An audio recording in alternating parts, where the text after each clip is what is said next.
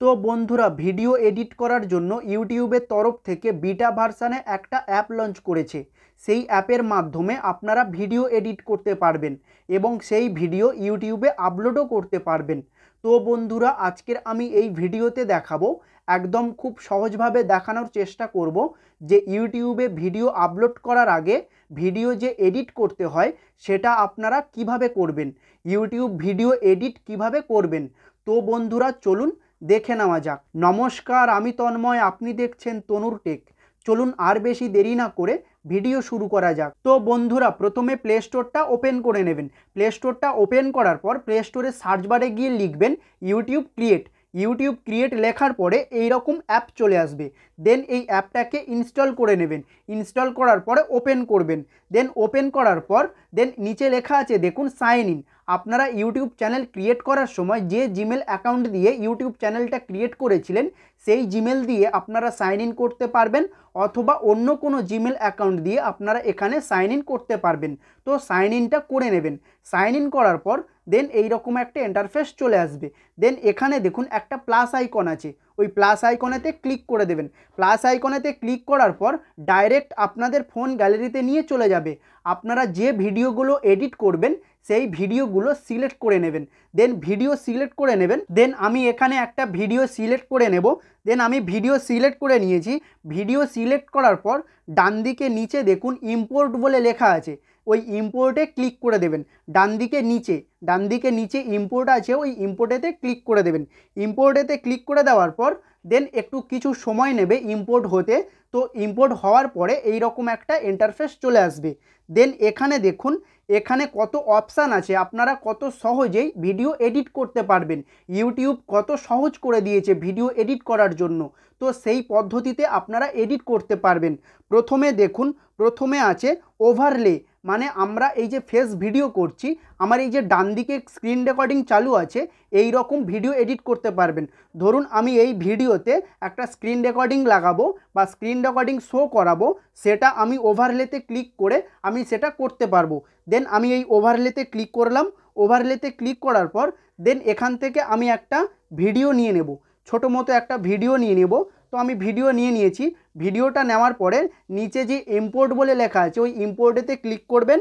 ইম্পোর্টেতে click করলে দেখুন একটা ভিডিও চলে এসছে। তো আমি এই ভিডিওটা আমি এই সাইটে সেট করে দেব।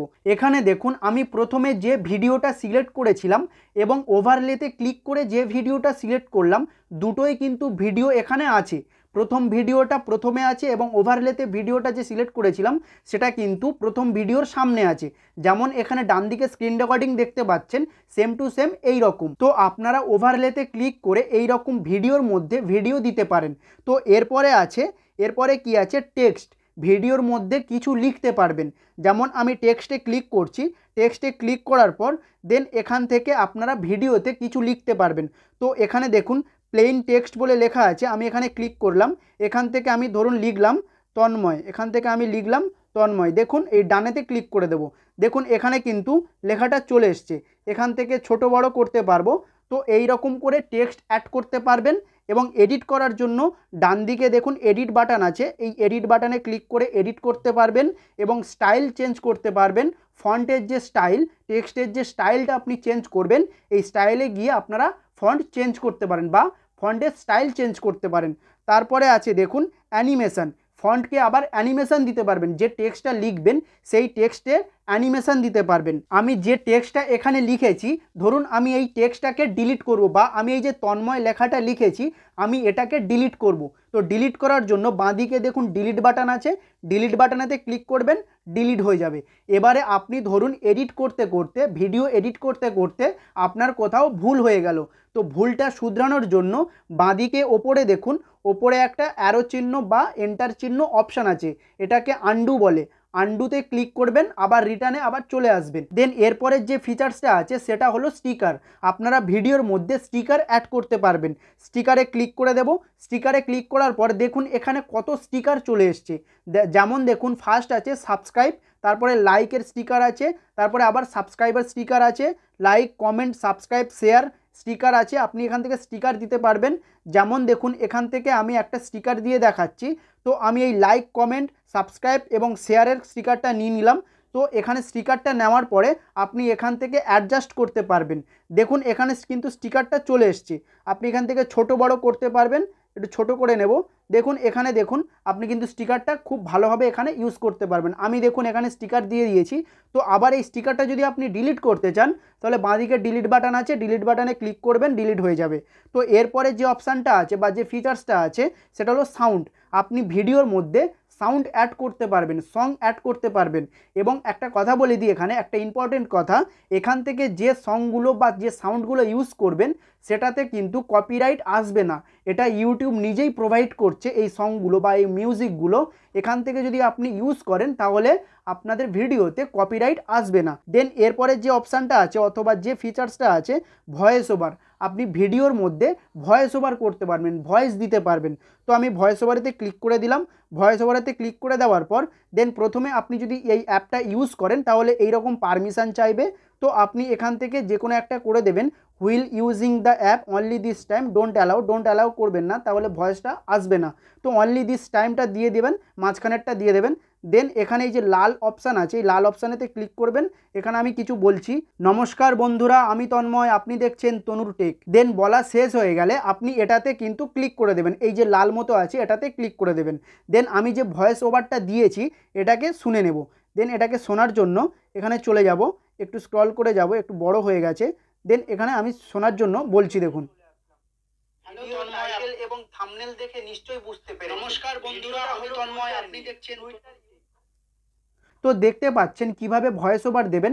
ভয়েস ওভার দেওয়া হয়ে গেলে নিচে যে ডান অপশান আছে ডান অপশানেতে ক্লিক করে দেবেন। এবং আপনি যদি এই ভয়েস ওভারটা ডিলিট করতে চান অথবা রিমুভ করতে চান তাহলে দেখুন বাঁদিকে উপরে যে আন্ডু আছে আন্ডুতে ক্লিক করে দেবেন। আন্ডুতে ক্লিক করে দিলে কিন্তু ভয়েসটা চলে গেল।